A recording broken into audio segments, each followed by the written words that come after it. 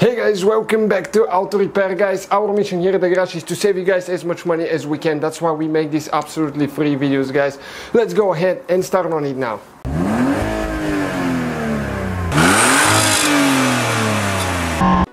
Hey guys, welcome back to the channel. Today we will be showing you how we remove and replace brake pads on a Ford Focus MK3 3rd generation. That should, guys, cover the years from 2012 all the way until 2016 probably. You need to jack up the car. Okay, the side you're working on, left, right, we'll demonstrate on the left side. Use a jack stand, guys, always safety first. Okay, and now we are going to go ahead and remove the wheel. And we want to inspect those brake pads because the car has been sitting for a long time. So we'll show you how to remove them, how to replace them. If ours are still good, we might use those, we'll see, or if we need to order, because I think we'll be ordering Rotors as well, because otherwise we'll have to turn those. Every time you put new brake pads, it's recommended to go and cut them, turn them, so they're nice and smooth again, but they're not too shiny.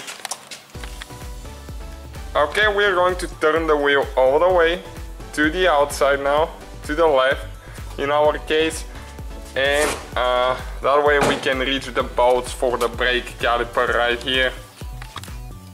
You can, guys, borrow a compressing tool or buy one from a parts store, but if you stick, what we usually do, we stick our screwdriver, okay, right here between the disc brake and the disc. Okay, like that, and we're going to free up some space that way. It's going to compress. Okay, you see in a little bit how much we're gonna gain. We already are, okay, that's quite a bit, because when you put new brake pads, you need to make sure that the piston is compressed all the way, otherwise the caliper will not fit over the disc and the brakes. Then this spring, guys, you need to hold it. That's very spring loaded, so be careful not to shoot at you, to hurt you. Okay, so you need to remember how you take it off. Okay, like that. And next we have a couple caps right here that we need to remove. Okay, one on top, and we also have one on bottom. Okay, let me see if I can get it here. Okay, a little bit. Okay, that one right there. And we will need to get those loose now. Okay, the one here and the one over there. That way we'll be able to remove just the half of the brake caliper without the mount. It'll be easier to do. And for that purpose, we'll be using an Allen wrench. We'll show you which one it is in a second. You need to make sure that your model uses exactly the same, because some here might differ. Okay, that's the Allen wrench, and in our case this is a 7. Okay, you can see it fits perfectly fine here. And we need to get that one loose. Be careful not to damage the brake line, because it's very close to it there. Okay, we got that one loose, and now the one on the bottom as well. Okay, we're going to use just the little impactor sheet and get them off faster, so we can save you guys some time and not waste your time watching a long video. And don't forget, guys, to check out our main channel, World Mechanics, as well. We have amazing builds. Okay, those are the glides right here. If you have some rust deposits, you can clean those and apply grease there. Actually, they will slide better. And now you can go ahead and remove the caliper. Okay, out of there, you can see, but never let it hang now. Okay, that's the inside part. You can go ahead and remove it. That's the one with the spring. Okay, like that. And I'll get a wire or a zip tie, heavy duty zip tie, something, and just tie it for the spring there, the shock. That way it's not going to hang on the brake line, because that's very dangerous. It can damage it and you lose your brakes. The outside brake pad, you just pull it out, guys, like that.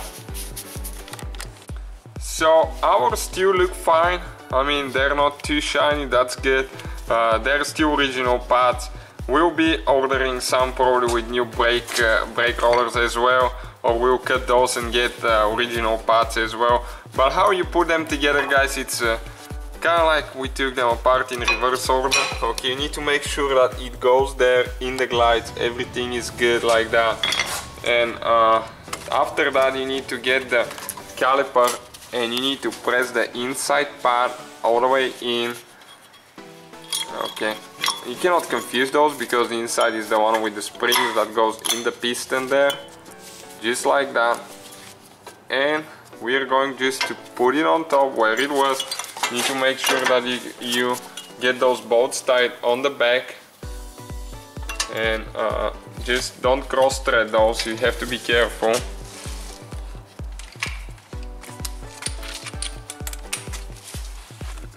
Okay, we got one and now the second one.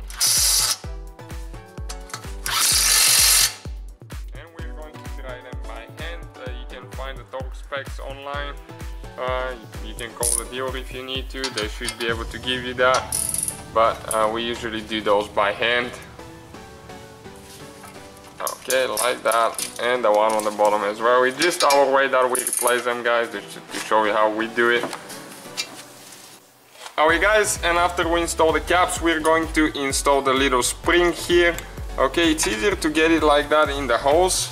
Okay, you see like that, and you just go over on top of this one there. Okay, it's a little bit of a mess to get that one where it's supposed to usually. Okay, push it all the way in. Okay, and that's it. And what you need to do now, guys, you need to go inside the vehicle and you need to press the brake, because otherwise you have play and it will not be catching. So go ahead and press the brake pedal until you feel it firm, okay, and hard, at least 10-15 times to be safe, guys. And that will pretty much be the whole procedure. So thank you guys for watching. Don't forget to subscribe, let us know what you think, many more videos coming. So guys, hopefully the video was helpful. If you have any questions, don't hesitate to let us know.